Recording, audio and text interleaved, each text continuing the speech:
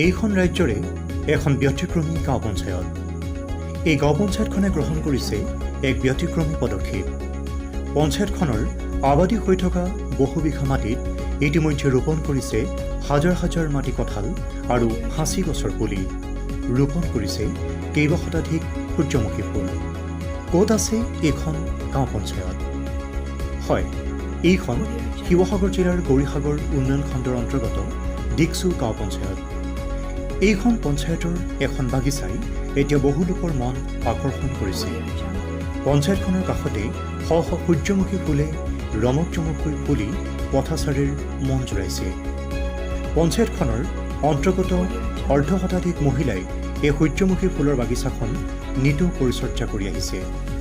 সমান্তৰালকৈ পঞ্চায়তৰ বহুবিঘা আবাদী মাটিত ৰোপণ কৰা হৈছে প্ৰায় ৪,০০০ মাটি কঁঠাল আৰু ৫,০০০ হাঁচি গছৰ পুলি। অঞ্চলটো হাঁচি গছৰ বাবে বিখ্যাত। ইয়াত হাঁচি গছৰ সৃষ্ট সুগন্ধিৰ বজাৰ বিশ্বব্যাপী আছে। গৌৰীসাগৰ উন্নয়ন খণ্ডৰ অন্তৰ্গত এখন ডিকচু গাঁও পঞ্চায়ত।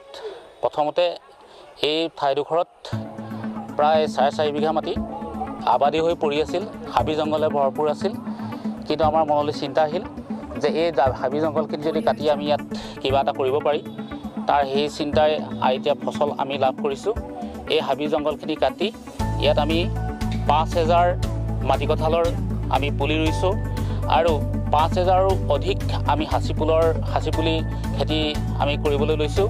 আৰু লগে লগে ইয়াৰ মাজে মাজে আমি বেলি ফুলৰ খেতিও আমি কৰিবলৈ লৈছোঁ, যাৰ দ্বাৰা আমাৰ এটা এছেট তৈয়াৰ হ'ব। আমাৰ পঞ্চায়তখনৰ কাৰণে এটা এছেট আমি পাম।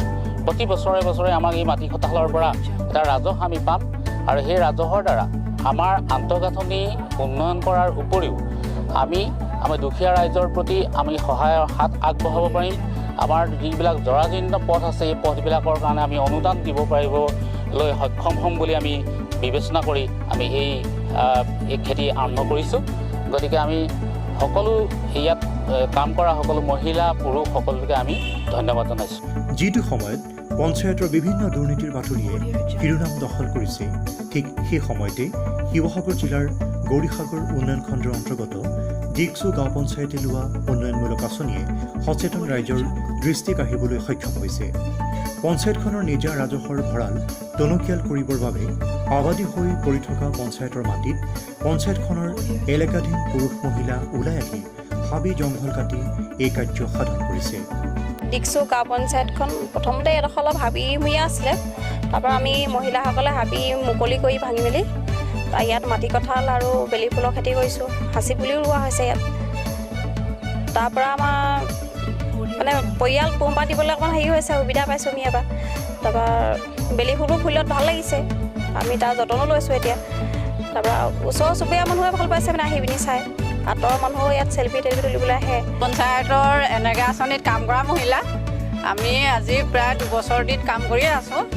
এতিয়া আমি ইয়াত মাটি কঁঠালৰ খেতি কৰিছোঁ, কিন্তু তাৰ আগত আমি এইখিনি হাবি ভাঙিছিলোঁ।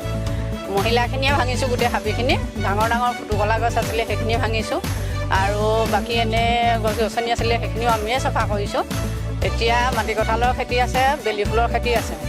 মাটি কঁঠালৰ খেতি প্ৰায় 5,000মান আছে আৰু সেই হিচাপে বেলি ফুলো আছে। এতিয়া ফুলখিনি ফুলিছে আৰু মাটি কঁঠালো প্ৰায় লাগিব হৈছে। এতিয়া আমি ইয়াতে কাম চাম কৰি আমি আমাৰ জীৱন নিৰ্বাহ কৰিছোঁ বুলি ক'লেও বেয়া নহয়। আশা কৰা হৈছে অনাগত 5 বছৰৰ পাছত এই আঁচনিৰ জৰিয়তে পঞ্চায়তখনে উপাৰ্জন কৰিব বহু লক্ষাধিক টকা, যাৰ জৰিয়তে ডিকচু পঞ্চায়তে নিজা ৰাজহৰ দ্বাৰা সম্পূৰ্ণ কৰিব পাৰিব বহু উন্নয়নমূলক কাম। ব্যুৰ ৰিপৰ্ট, আমাৰ কথা।